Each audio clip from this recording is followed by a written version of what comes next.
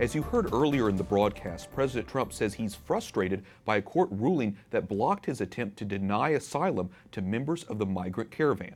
Joining me now for more analysis is John Gizzi, White House correspondent for Newsmax. John, welcome back to the program. Press Secretary Sarah Sanders says that all necessary action will be taken to defend the administration's decision to refuse asylum to people who are entering illegally, and the White House says it will file an appeal. What are you hearing out of the White House? Well, I'm hearing that the President and Secretary of Homeland Security, Kirstjen Nielsen, plan to go full speed ahead, just as Sarah Sanders said.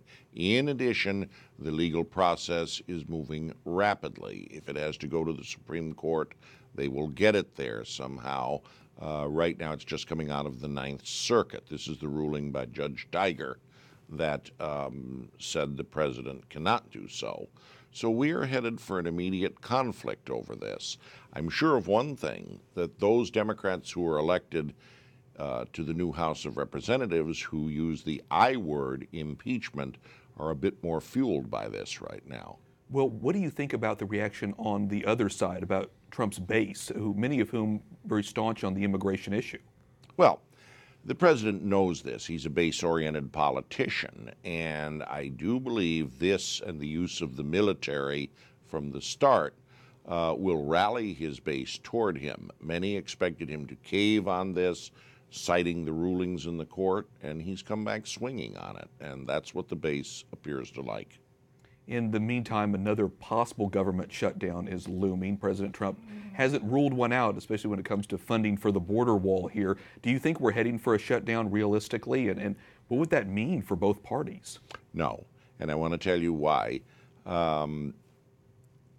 For Republicans in Congress, allowing a government shutdown or even sounding supportive of it is akin to denying the Trinity.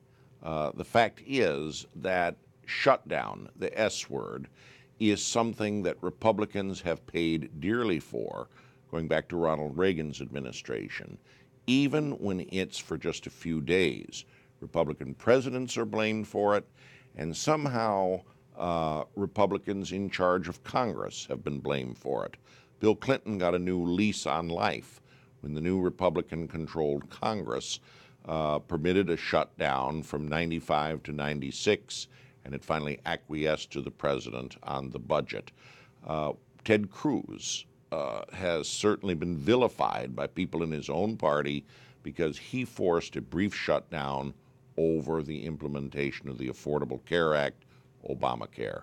What does it all mean? No shutdown. Yeah, no, don't want to take the political risk. I want to turn to other key news out of the White House, and that's the Republicans and Democrats alike are questioning Ivanka Trump over her use of personal emails to conduct official business. And of course, President Trump has said this is fake news and said this doesn't compare to Hillary Clinton. But what do you think about that? What's your take? My own take on it is this.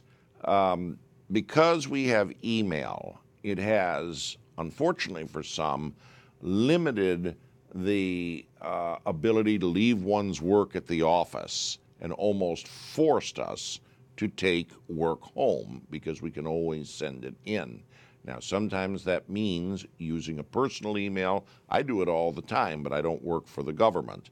When you're a government official, it can be a problem, and one has to remember to access one's official email. Now, that said, I think this is going to lead to unintended consequences. Many members of Congress have told me they no longer do email. As convenient as it is, they've turned it over to their secretary, to their legislative assistants, but they do not deal with it themselves. Congressman Devin Nunes of California is a case in point. And they just simply do not want the hassle and the possible legal entanglement that comes from putting it down in writing without having time to think about it. Okay. Well, I'm sure this is not the last time we'll hear about the email situation. I certainly agree with you. Yeah. John Gizzi, White House correspondent for Newsmax. Thanks so much for your analysis. Thank you, and happy Thanksgiving to you and yours, and happy Thanksgiving to all out there in television land. Thanks, John. Appreciate it.